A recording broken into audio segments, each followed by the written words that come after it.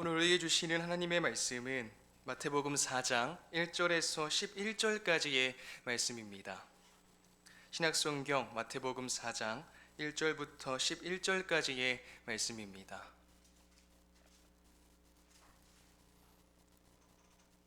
하나님의 말씀을 저와 여러분이 한 절씩 교독하겠습니다. 그때에 예수께서 성령에게 이끌리어 마귀에게 시험을 받으러 광야로 가사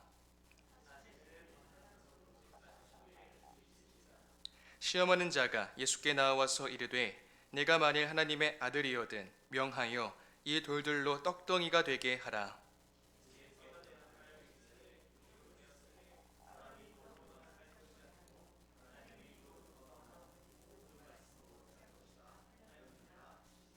이에 마귀가 예수를 거룩한 성으로 데려다가 성전 꼭대기에 세우고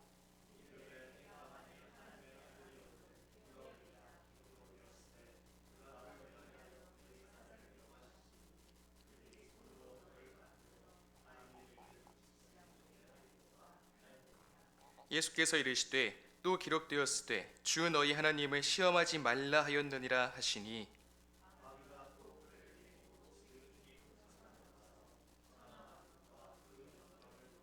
이르되 만일 내게 엎드려 경배하면 이 모든 것을 내게 주리라.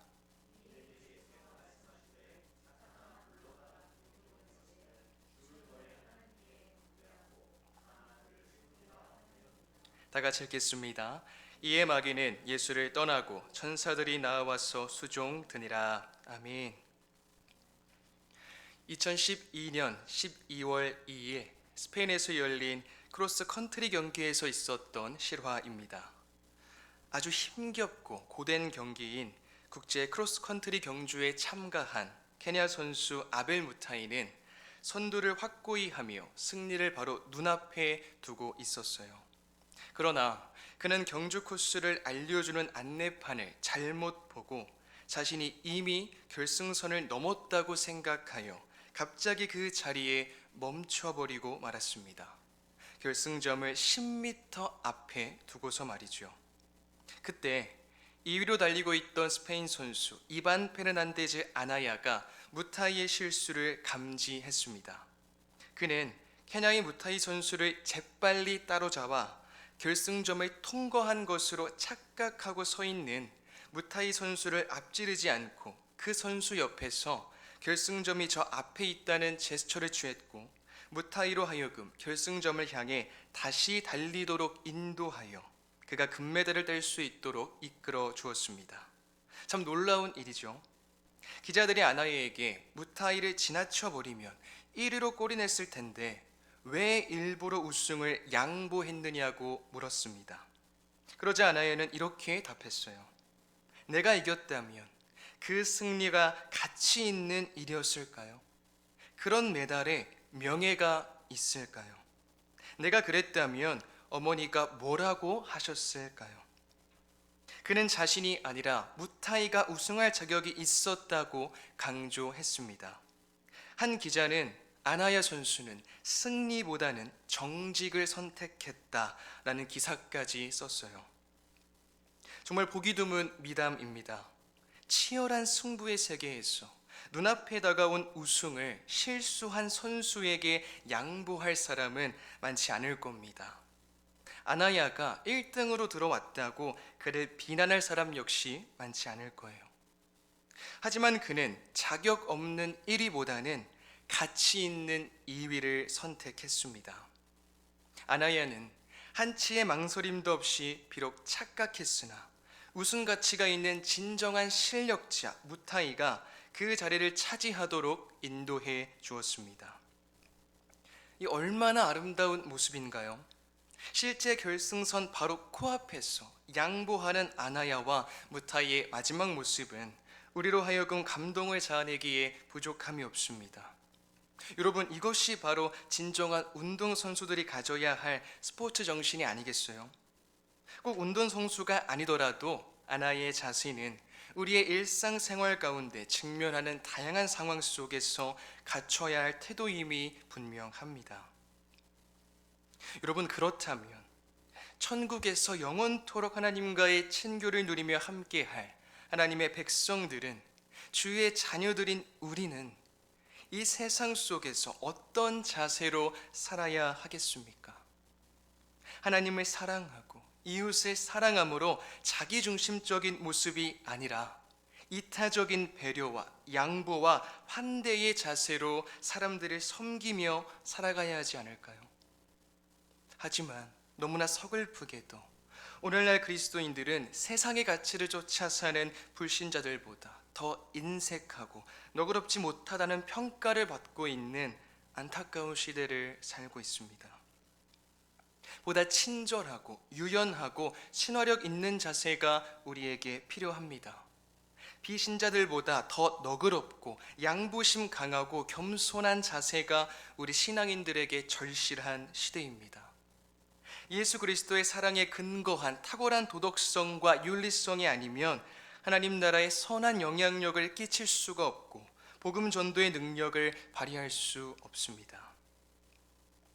아나야도 욕심이 전혀 없는 사람은 아니었을 텐데 어떻게 눈앞에 다가온 우승이라는 엄청난 유혹을 떨치고 힘든 양보를 할 수 있었을까요? 그의 고백을 통해 그 비결을 찾아볼 수 있습니다. 불과 10여 미터밖에 남지 않은 짧은 거리에서 그는 우승이라는 뿌리치기 힘든 유혹을 다음과 같은 질문 하나로 떨쳐낼 수 있었습니다. 어머니라면 사랑하는 아들이 남이 받아야 할 떳떳하지 못한 우승 트로피를 가로채는 것을 칭찬하셨을까? 여러분, 오늘 우리 그리스도인들은 이 유혹의 순간을 당면할 때 어떤 질문을 던져야 할까요? 도저히 스스로의 힘만으로는 이겨내기 힘든 유혹의 순간, 다시 발걸음을 내딛고 나아갈 용기가 도무지 샘솟지 않는 시험의 순간, 우리는 자기 자신에게 반드시 이 질문을 던져야 합니다. 예수님이라면 어떻게 행하실까? 그렇습니다. 예수님이라면 지금 내 행동을 칭찬하실까? 여러분, 이것이 우리가 힘든 유혹을 떨치고 영적으로 날마다 승리할 수 있는 유일한 비결입니다. 오늘 우리는 어떤 유혹을 받고 있습니까? 혹 그 유혹을 떨치기가 불가능에 가까우십니까? 그렇다면 즉시 외치시길 바랍니다. 예수님이라면 과연 어떻게 하실까? 예수님이라면 지금 내 모습을 어떻게 바라보고 계실까? 우리는 유혹의 순간마다, 시험의 순간마다 이 질문을 던지고 생각함으로 예수님으로 인하여 날마다 영적으로 승리하는 삶을 살아가야 합니다.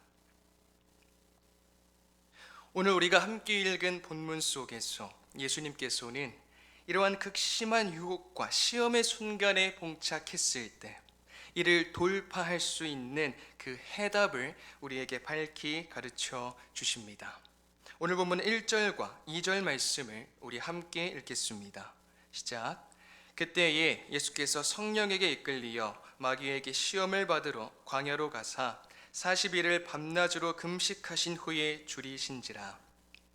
먼저 예수님은 성령에게 이끌리어 마귀에게 시험을 받으러 광야로 가십니다. 예수님이 시험을 받으러 가신 광야가 어느 광야인지는 분명하지 않지만 아마 요단강과 사해 북서쪽 어딘가의 고지대일 것으로 추측됩니다. 여러분, 광야는 황량한 곳이고 고립된 곳이고 외로운 곳이며 특히 포악한 들짐승들이 아주 많이 사는 곳입니다. 이사야 13장 20절과 21절은 이렇게 묘사합니다. 그곳에 거주할 자가 없겠고 거처할 사람이 대대에 없을 것이며 아라비아 사람도 거기에 장막을 치지 아니하며 목자들도 그곳에 그들의 양떼를 쉬게 하지 아니할 것이요 오직 들짐승들이 거기에 엎드리고 부르짖는 짐승이 그들의 가옥에 가득하며 타조가 거기에 깃들이며 들양이 거기에서 뛸 것이요. 따라서 예수님은 지금 가장 어렵고 힘들고 고통스러운 곳에서 시험을 받으시는 것입니다. 또한 예수님은 완전한 하나님이심과 동시에 우리와 같은 인간이시기 때문에 40일을 밤낮으로 금식하신 후 심히 줄이셨습니다. 이때 40이라는 숫자는 실제 금식일 수이지만 나아가서 창세기의 홍수 기사, 이스라엘 백성들의 40년 광야 생활, 모세의 40일 금식, 엘리야가 음식 없이 40일을 행한 40일을 여행한 일, 이스라엘이 블레셋 군대와 40일 동안 대치하여 싸우던 중에 다윗이 골리앗을 이긴 사건 등을 상기시킵니다. 특히 여기서는 이스라엘 백성들이 40년간 광야 생활을 한 것이 가장 직접적인 연관성을 가지게 됩니다. 이렇게 예수님이 40일간의 금식으로 지쳐 있을 때 마귀가 찾아옵니다. 오늘 보면 3절 말씀입니다. 시험하는 자가 예수께 나와서 이르되 내가 만일 하나님의 아들이거든 명하여 이 돌들로 떡덩이가 되게 하라. 여기서 마귀는 시험하는 자라고 불립니다. 마귀는 예수님께 네가 만일 하나님의 아들이거든 이라고 말하면서 예수님이 하나님의 아들로서의 정체성과 사명에 얼마나 충실한지를 시험합니다. 마귀는 이 돌들로 떡덩이가 되게 하라고 말하죠. 지금 예수님에게 당면한 가장 큰 문제는 음식의 문제, 즉 배고픔입니다. 예수님은 하나님의 아들이시지만 더불어 우리와 같이 배고픔의 고통을 느끼시는 연약한 인간이세요. 그래서 마귀는 예수님이 떡으로만 사는 인간이 되기를 기대합니다. 이러한 마귀의 시험에 대하여 예수님은 이렇게 대답하십니다. 오늘 본문 4절 말씀 함께 읽겠습니다. 시작. 예수께서 대답하여 이르시되 기록되었으되 사람이 떡으로만 살 것이 아니요 하나님의 입으로부터 나오는 모든 말씀으로 살 것이라 하였느니라 하시니, 유혹이 통하지 않자 이번에는 마귀가 예수님을 거룩한 성으로 데려다가 성전 꼭대기에 세웁니다. 오늘 보면 5절 말씀입니다. 이에 마귀가 예수를 거룩한 성으로 데려다가 성전 꼭대기에 세우고, 거룩한 성은 예루살렘을 가리킵니다. 그리고 성전은 하나님을 예배하는 곳이죠. 마귀는 예수님께 네가 만약 하나님의 아들이거든 뛰어내리라고 합니다. 여기서 마귀는 내가 만일 하나님의 아들이거든 이라는 첫 번째 시험에서 사용한 문구를 반복해요. 이 문구는 예수님이 십자가 위에서 고통을 받으실 때에도 사람들에 의해 조롱의 어조로 사용되었습니다. 마태복음 27장 40절 말씀입니다. 이르되 성전을 헐고 사흘에 짓는 자여 내가 만일 하나님의 아들이거든 자기를 구원하고 십자가에서 내려오라 하며, 그러나 예수님이 십자가에서 돌아가신 후에 그 모습을 지켜본 백부장은 이는 진실로 하나님의 아들이었도다 라고 고백합니다. 그러므로 예수님은 당신이 하나님의 아들이라는 사실을 성전에서 뛰어내리는 영웅적인 행동을 통해 드러내시는 게 아니라 십자가에서 순종의 죽음을 당하심으로써 드러내십니다. 마귀는 예수님으로 하여금 성전의 진정한 의미를 상실하게 하고 그것 꼭대기에서 뛰어내림으로써 사람들 앞에 영웅이 되어보라고 유혹합니다. 이때 예수님께서는 이렇게 대답하십니다. 오늘 본문 7절 말씀 함께 읽겠습니다. 시작. 예수께서 이르시되 또 기록되었으되 주 너희 하나님을 시험하지 말라 하였느니라 하시니, 아주 끈질기게도 이번엔 마귀가 예수님을 지극히 높은 산으로 데리고 가서 천하만국과 그 영광을 보여줍니다. 오늘 보면 8절 말씀입니다. 마귀가 또 그를 데리고 지극히 높은 산으로 가서 천하만국과 그 영광을 보여. 여기서 아무리 고도가 높은 산이라 할지라도 세상에서 천하만국을 모두 볼 수 있는 산은 없습니다. 따라서 마귀가 예수님을 지극히 높은 산으로 데리고 갔다는 것은 실제가 아니라 환상입니다. 이는 마귀가 예수님 앞에서 자기 자신을 과시하고자 하는 것이죠. 9절 말씀에서 마귀는 자신에게 엎드려 경배하면 이 모든 것을 주겠다고 예수님을 유혹합니다. 마귀는 만일 내게 엎드려 경배하면 이란 표현을 사용하며 감히 하나님의 아들이신 성자 예수님을 대적하기까지 합니다. 이 모든 것을 내게 주리라 라는 말은 마귀가 이 세상에 대하여 어느 정도의 권세를 가지고 다스리고 있다는 사실을 시사하죠. 하지만 이 세상을 다스리는 최종적인 권세는 여전히 창조주 하나님께 속해 있습니다. 마귀는 하나님께서 허락하신 범위 안에서 움직일 뿐이에요. 그러므로 예수님께 이 모든 것을 주리라 라고 한 것은 마귀의 새빨간 거짓말입니다. 이것은 마귀의 권한 밖의 일입니다. 마귀는 천하만국과 그 영광이 다 자신의 것인 양 착각하고 있는 것에 불과합니다. 이에 예수님께서는 사탄을 꾸짖으시며 단호하고 담대하게 선포하십니다. 10절과 11절 말씀 함께 읽겠습니다. 시작. 이에 예수님께서 말씀하시되 사탄아 물러가라 기록되었으되 주 너희 하나님께 경배하고 다만 그를 섬기라 하였느니라. 이에 마귀는 예수를 떠나고 천사들이 나와서 수종드니라. 아멘. 여러분, 우리는 여기서 사탄의 유혹과 시험을 물리치신 예수님의 답변을 주목해야 합니다. 예수님은 이전에 기록되지 않았던 그 누구도 듣지 못했던 새로운 논리와 견해로 대답하지 않으셨습니다. 예수님은 사탄의 아주 교묘하고 주도 면밀한 세 번의 시험 모두 구약 성경 말씀에 기초하여 답하셨어요. 더 구체적으로 신명기 8장 3절, 6장 16절, 6장 13절을 연속적으로 인용하시어 사탄의 모든 시험을 이기셨습니다. 예수님은 하나님 아버지께서 자신을 세상에 보내신 목적을 분명히 아셨습니다. 그리고 자신의 삶이 그 목적을 이루기 위하여 어떠해야 하는지도 아셨어요. 그래야 사탄의 유혹에 조금도 흔들리지 않으셨습니다.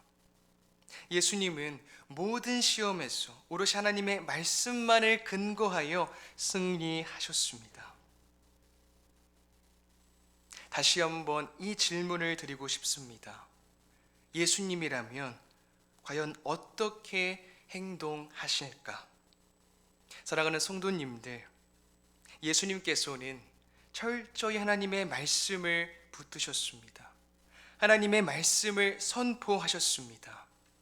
우리 또한 마찬가지여야 합니다. 우리 일상에서 직면하는 숱한 유혹들 가운데 우리는 하나님의 말씀을 붙들어야 합니다. 살아있는 하나님의 말씀만이 그 시험의 순간을 돌파할 수 있는 참된 해결책입니다. 오늘 예배하는 우리 모두가 끊임없이 마주하게 되는 여러 유혹과 시험의 순간들 속에서 하나님의 말씀으로 격퇴하신 예수님을 본받아 우리도 하나님의 말씀만을 의지하여 그 상황을 돌파할 수 있기를 간절히 원합니다. 날마다 성경을 묵상하여 그 성실함과 꾸준함이 하루하루 겹겹이 쌓여가므로 영적인 근육이 길러지고 영적 내공이 강해져서 세상의 가치에 타협하지 않고 오롯이 하나님의 말씀으로 날마다 승리하는 복된 삶을 살아가시는 모든 성도님이 다 되시기를 주님의 이름으로 축복드립니다. 우리 함께 주신 말씀을 생각하며 기도하겠습니다. 하나님의 말씀만을 붙드시고 선포하셨던 예수님처럼 우리 또한 모든 상황과 관계 속에서 하나님의 말씀을 전적으로 의존하여 주님 말씀으로 숱한 유혹과 시험의 순간들을 돌파하는 우리 모두가 될 수 있도록 시간 합심하여 기도하겠습니다. 하나님 감사합니다. 이 시간 통해서 주의 말씀을 듣게 하시고 하나님 그 모든 유혹 사탄의 그 모든 유혹의 그 시험의 순간을 주님 주의 말씀을 선포하심으로 주의 말씀을 붙드심으로 하나님 이기셨던 그 예수님을 보게 하시니 감사합니다. 하나님 우리도 그 예수님을 본받아 그 예수님을 닮아가길 원합니다. 우리의 모든 상황과 관계 속에서 우리를 넘어뜨리고 우리를 힘들게 하고 하나님 우리를 좌절시키는 그 모든 어려움을 직면하는 순간 속에서도 하나님의 말씀을 붙들고 주의 말씀에 무릎 꿇고 하나님의 말씀 앞에 서 있기를 간절히 원합니다. 우리 모두가 하나님 세상의 그 어떠한 가치를 쫓지 않고 하나님 세상의 그 어떠한 해결책을 쫓아가는 것이 아니라 하나님의 말씀만이 우리의 참된 해결책임을 하나님 고백하고 인정하며 주의 말씀 앞에 무릎 꿇고 온전히 우리의 모든 걱정 근심 하나님께 토로하며 다시금 주의 말씀으로 돌아가는 우리 모두가 될 수 있도록 주님 도와주시옵소서. 그 말씀을 근거함으로 그 말씀만을 의지하며 선포함으로 그 모든 유혹과 시험의 순간 속에서 그 상황을 돌파하는 영적으로 담대히 나아가는 우리 모두가 될 수 있도록 주님께서 우리를 긍휼히 여겨주시고 은혜 베풀어 주시옵소서.